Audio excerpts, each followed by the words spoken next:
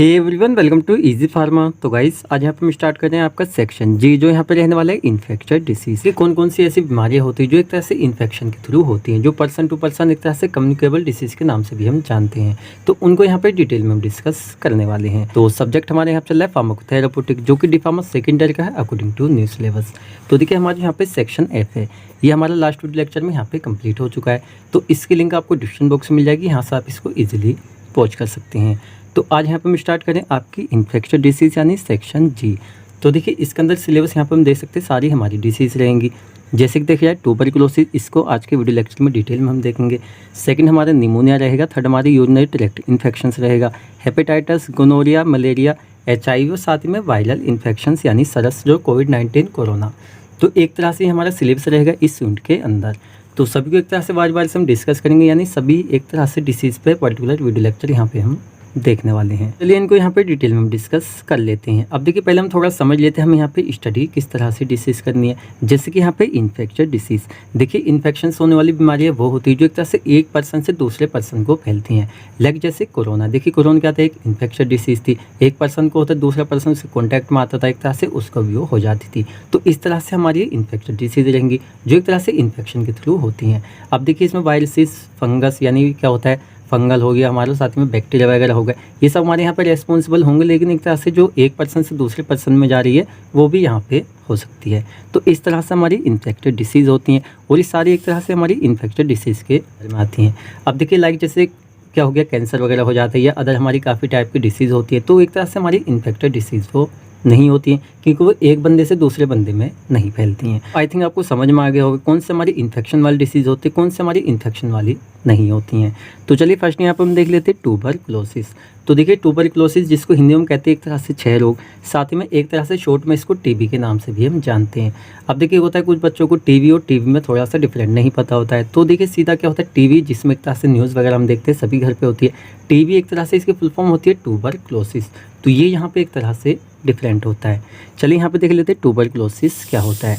तो थोड़ा सा इसके बारे में बेसिक हम देखें तो ट्यूबरकुलोसिस एक क्या होती है, इन्फेक्टेड डिसीज़ होती है जो एक पर्सन से दूसरे पर्सन में भी फैल सकती है।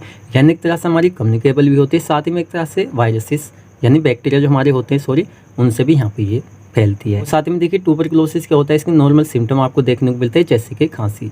जब एक तरह से क्या होता है, पल्मोनरी ट्यूबरकुलोसिस होती है जो हमारी लंग्स में होती है, तो उस कंडीशन में क्या होता है, खांसी होती है, काफ़ी ज़्यादा मतलब बलगम कफ वगैरह आता है।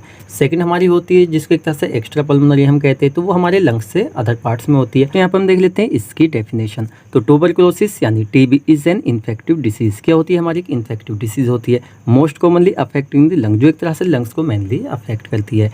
And caused by Mycobacterium tuberculosis, साथ ही माइकोबैक्टीरियम बोविस। देखिए, एक तरह से मेनली जो हमारी मतलब इन्फेक्टिव एक पर्सन से दूसरे पर्सन में जाती है, तो एक तरह से माइकोबैक्टीरियम ट्यूबरकुलोसिस इसके लिए रेस्पॉन्सिबल होता है। यानी किसी बंदे को इस तरह का इन्फेक्शन जो इससे इन्फेक्टेड है ये दूसरे पर्सन में जा सकते हैं। किस तरह से ये हम आगे देखेंगे।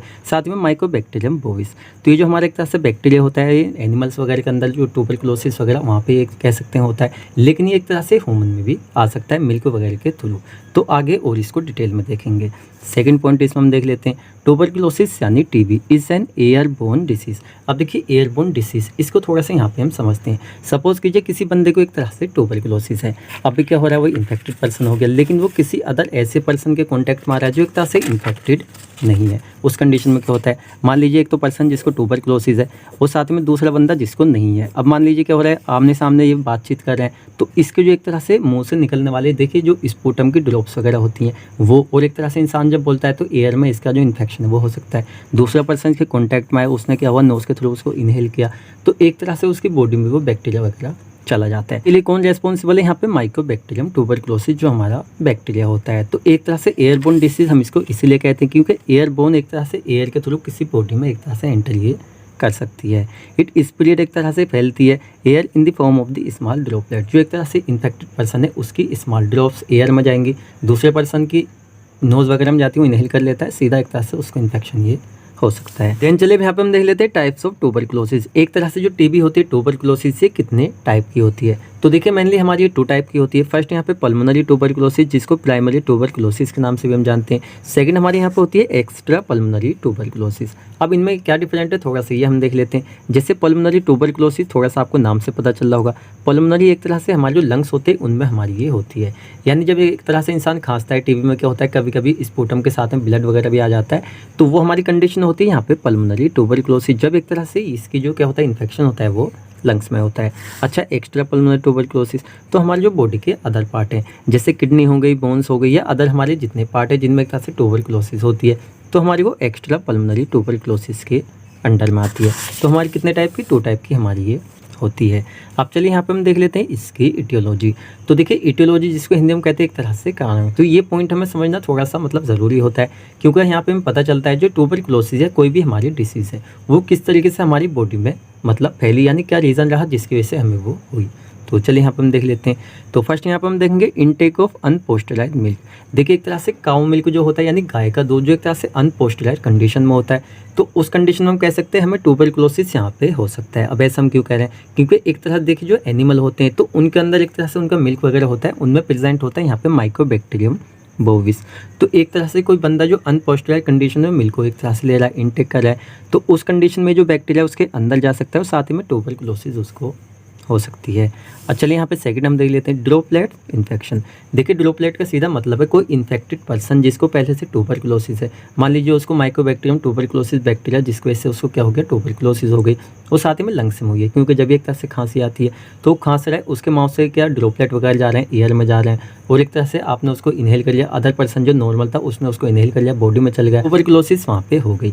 तो एक तरह से क्या हो रहा है, डिसीज का ट्रांसमिशन हो रहा है, एक तरह से कम्युनिकेबल हो रहा है। तो transmission of mycobacterium tuberculosis occurs by inhalation of the oral droplets release by infected person.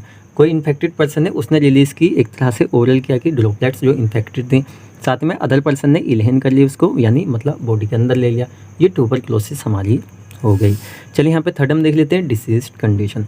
तो देखिए इसका सीधा मतलब है मान लीजिए कोई पर्सन है जिसको पहले से मतलब बीमारी है, कुछ बीमारी है या एक बीमारी, इस तरह की मतलब बीमारी है जिसमें क्या हो गया उसकी जो बॉडी की एक तरह से कहते हैं ना शक्ति, देखिए हमारा जो इम्यून सिस्टम होता है एंटीबॉडीज़ वगैरह रिलीज़ करता है, तो एक तरह से जो बॉडी की रेसिस्टेंस है डिसीज़ के लिए, हमारी बॉडी क्या करती है अगेंस्ट वर्क करती है बैक्टीरिया वगैरह के, एक तरह से बॉडी को प्रोटेक्ट करती है। तो वो जो एक तरह से मतलब हमारी बॉडी की कह सकते हैं मेन पावर है, रेसिस्टेंट है, वो एक तरह से मतलब कुछ डिसीज़ कंडीशन में कम हो जाती है, जिसकी वजह से जैसे diabetes, liver cirrhosis, CHF congestive heart failure, influenza whooping cough, तो सब मिला के क्या होता है हमारी बॉडी की मतलब जो पावर है वो कम हो गई, इसकी वजह से हमें ट्यूबरकुलोसिस वगैरह भी देखने को मिल जाती है, साथ ही में अदर डिसीज़ भी।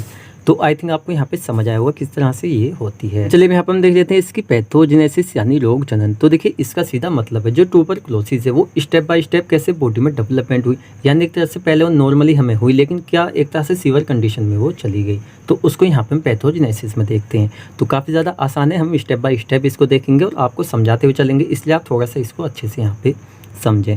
जैसे यहाँ पर हम देख लेते हैं एंट्री ऑफ माइक्रोबैक्टीरियम ट्यूबरकुलोसिस।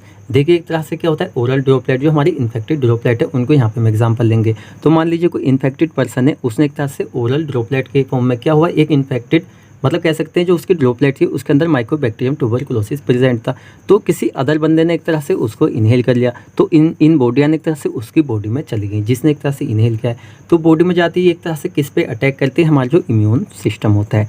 तो हमारा इम्यून सिस्टम क्या होता है रेसिस्टेंट, एक तरह से वो देता है एंटीबॉडीज़ वगैरह देता है, जो हमारी बॉडी एक तरह से वो प्रोटेक्ट हो सके अदर बीमारी वगैरह से, बैक्टीरिया फंगस वगैरह से।